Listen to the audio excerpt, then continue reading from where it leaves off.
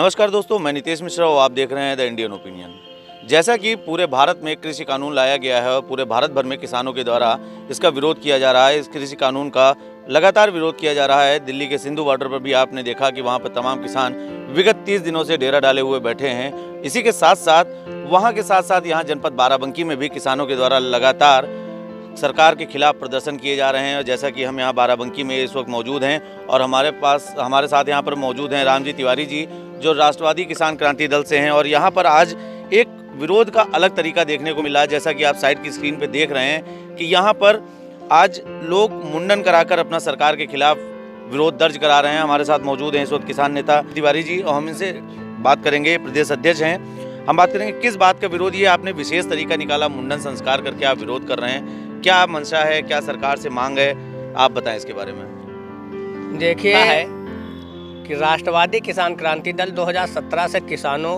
मजलूमों और मजबूर गरीबों के लिए संघर्ष करती चली आ रही है। एक राष्ट्रवादी किसान क्रांति दल पहली भारत की किसान पार्टी ऐसी है जो भारत निर्वाचन आयोग से रजिस्टर्ड है, अन्य पार्टियों जैसे। अब हमारा और सरकार का विवाद क्या है, हम मुख्य विषय पे आते हैं। इन्होंने एमएसपी लागू किया है और एमएसपी लागू करने का तरीका क्या है इनका, जो हमारी समझ में आ रही है, जहाँ तक हम समझ पा रहे हैं। एक देश में दो कानून, एक देश में एक संविधान है, एक विधा है, एक हिंदुस्तान है, तो दो कानून हमारी समझ से नहीं चलने चाहिए। सारी जितनी भी समस्याएं होती हैं सब किसानों पे ही होती हैं। एक कानून, दो कानून की बात जैसे आप करेंगे, इन्होंने एक एमएसपी लागू किया जिसको हमारे क्षेत्र में अभी जनपद बाराबंकी में, सीतापुर, फैजाबाद, श्रावस्ती, अन्य जगहों पे जो पिछड़ा किसान है, जिसको आप समझ लीजिए एक कोई भद्दा शब्द नहीं, अशिक्षित कह लीजिए, ज़्यादा जागरूक नहीं है, वो एमएसपी नहीं समझ पा रहा है। मिनिमम सपोर्ट प्राइस जो इनका है, माने न्यूनतम आय। अब एक बात होती है कि एक जगह अधिकतम, एक हो गई न्यूनतम। सरकार तो कह रही है कि हम किसानों को इससे फ़ायदा पहुँचाएंगे। सरकार कह रही फ़ायदा पहुंचाएंगे, तो फ़ायदा पहुंचाने का तरीका क्या है कि आपने कानून बनाया, एमएसपी जो आपने बनाया 1868 रुपये प्रति क्विंटल धान क्रय केंद्र पे लिया जाएगा। ये सरकारी एक आदेश है, ये कानून नहीं है। कानून नहीं है और लड़ाई कानून बनाने पे है, वो मैं उस विषय पे मैं आ रहा हूँ। जैसे 1868 में इन्होंने बनाया है तो 1868 में धान क्रय केंद्र पे लिया जा रहा है।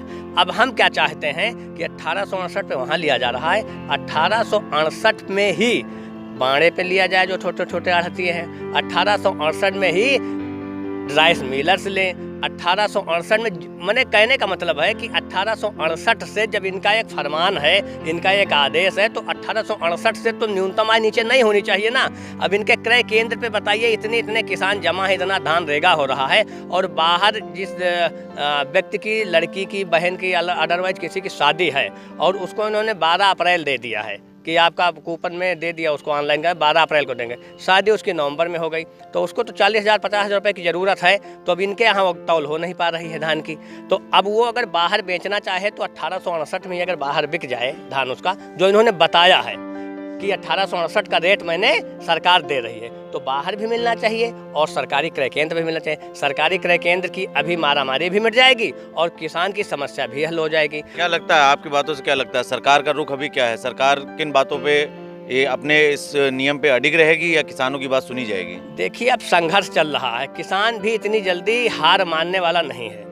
इसको अगर वो कोई रूप देना चाहते हैं, सरकार देना चाह रही है, जैसे कि आप देखिए कोई भी बड़ा विरोध होता है, कुछ होता है, बड़ा संघर्ष होता है, तो कभी इसको शाहीन बाग बनाना चाहते हैं, कभी हिंदू मुस्लिम का एक वो वढ़ा पजामा पहना देते हैं, कभी कुछ कर देते हैं, कभी कैसे कैसे बातें हो रही हैं। अब आप देखिए किसान संवाद आदरणीय प्रधानमंत्री जी ने किया है, 2 लाख किसान दिल्ली बॉर्डर पे जमा है किसान, और ये किसानों से संवाद करने महाराष्ट्र चले जाते हैं, ये किसानों से संवाद करने गुजरात चले जाते हैं। क्या वो किसान इनको नहीं दिखते हैं जहाँ 2 लाख ऑलरेडी पहले से उपस्थित है? आपको क्या आशा है कि आपका जो ये विरोध प्रदर्शन चल रहा है, जो लोग देख रहे हैं, हमारी जनता देख रही है कि जो विरोध प्रदर्शन चल रहा है, जो आप मुंडन करा के अपना विरोध दर्ज करा रहे हैं, ये विरोध प्रदर्शन क्या प्रधानमंत्री जी तक पहुँचेगा? आप लोगों को क्या अपेक्षाएं हैं? हमारी समझ से आप लोगों के माध्यम से और प्रिंट मीडिया, इलेक्ट्रॉनिक मीडिया के माध्यम से मैं आपसे करबद्ध अनुरोध करूंगा कि मोदी जी तक भी पहुंचाइए, प्रधानमंत्री जी तक भी पहुंचाइए। जर्नल देश में भी पहुंचाइए, जनरल लोगों के पहुंचाइए और ज़्यादा से ज़्यादा किसानों को पहुंचाए बताइए और किसानों की समझ आ जाए कि हम लोग किस बात के लिए उनके लिए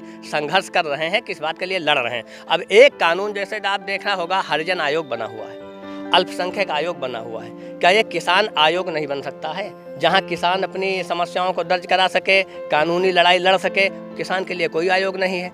इसी 3 विधेयक ले आए, ये काले कानून 3 इन्होंने राता पास कर लिया, यहाँ तक कि राज्यसभा में बगैर बहस कराए।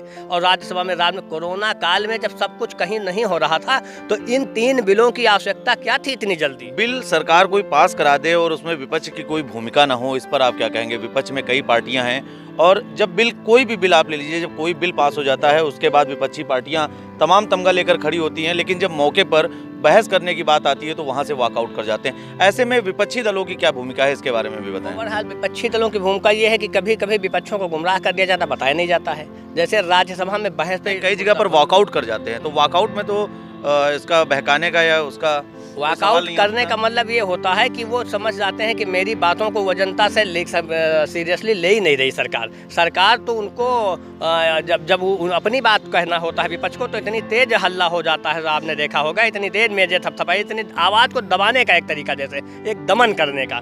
अब ये तो डिक्टेटरशिप है पूरी तरीके से हिंदुस्तान में। अब आप बताइए, केंद्र में अगर कानून बनाना ही था तो क्या ये कानून नहीं बन सकता था कि MSP से नीचे जो भी लेगा इस कानून को पास कर दें कि न्यूनतम आय 1868 है किसान की, धान का या गेहूं का, तो उससे बाहर किया।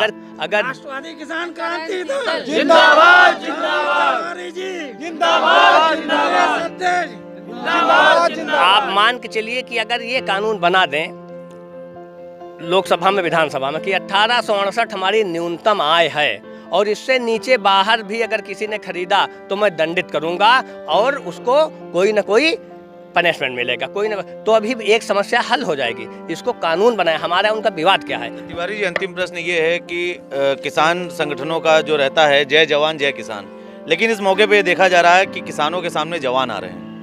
आपने ये बात देखी है, कहाँ तक ये सही है, कहाँ तक इसमें आप बताएं, क्या कहना चाहेंगे? देखिए, जवान इसलिए आ रहे हैं कि सोशल मीडिया का युग है और आज से 30 साल 40 साल 25 साल 20 साल पहले जो था वो थोड़ा अशिक्षा का ज़्यादा प्रभाव था। अब शिक्षा के क्षेत्र में हमारे यूथ जो हैं, और वो कोई ये नहीं ब्राह्मण ठाकुर और मायादो, सर्व समाज के लोग शिक्षा में आगे आ रहे हैं, सोशल मीडिया से जुड़ रहे हैं, सारे लोग यूट्यूब से जुड़ रहे हैं, मोबाइल से जुड़ रहे हैं, जागरूकता बढ़ी है, इसलिए युवा आगे आ रहा। और युवा को ये है कि हमारे पिताजी बाबा जी 80-85 साल 60 साल 70 साल का, उनका 10-12-15 साल का खेल है। हमारी आने वाली वंशजें परेशान हो जाएंगी, हमारी आने वाली पुश्तें परेशान हो जाएंगी। आप देखिए, पूरे देश में आपके चैनलों के माध्यम से चल रहा है हर जगह कि कम से कम अडानी ने कितने भंडारण बनवाया है, भंडारगृह कितने बनवाए हैं, ये भंडारगृह क्यों बनवाए गए, क्या कारण है इसका? इसका कारण यही है कि आपसे वो आपकी फसल को लेके जितने दिन मर्जी उनकी होगी रखेंगे, बगैर कर के, बगैर टैक्स के वो रखेंगे, और उसके बाद आपसे जो 14 रुपये किलो का गेहूं लेंगे उसी को 84 रुपये में आपको ही बेचेंगे। आपकी लड़की की शादी पड़ेगी या कुछ पड़ेगी, आपको ही देंगे, आपकी मजबूरी होगी। उसके बाद कानूनी समस्या, लड़ाई भी आप नहीं लड़ सकते हैं, कोई विधेयक इन्होंने कानूनी बनाया। अब आप देख लीजिए, आपके सामने ये देखिए, एक बहुत ज्वलंत मुद्दा है भाई साहब, कि ये देखिए, पर साल आपको मैं बता दूं, इसको मैं दे रहा हूं आपको, पर साल अप्रैल और मई के महीने में आपको भी पता होगा, हमारे श्रावस्ती, बाराबंकी जनपद, सीतापुर, अन्य जगहों पे बेमौसम बरसात और ओलावृष्टि हुई थी। उस समय मैंने काफ़ी कुछ लिखा था, मुख्यमंत्री को पत्र लिखा था, यहाँ समाचार पत्रों ने मेरी मांग को छापा था कि बाराबंकी जनपद के किसानों को मुआवजा दिया जाए जो फसल नुकसान हुई है। उसके बाद ये 20 अगस्त को आप देख लीजिए, एडीएम वित्त ने स्वयं 10,49,70,000 रुपये बांटने का ऐलान किया है। अब मैं नहीं समझ पा रहा हूँ, इसमें उन्होंने बताया है कि 30,000 किसान लाभान्वित होंगे।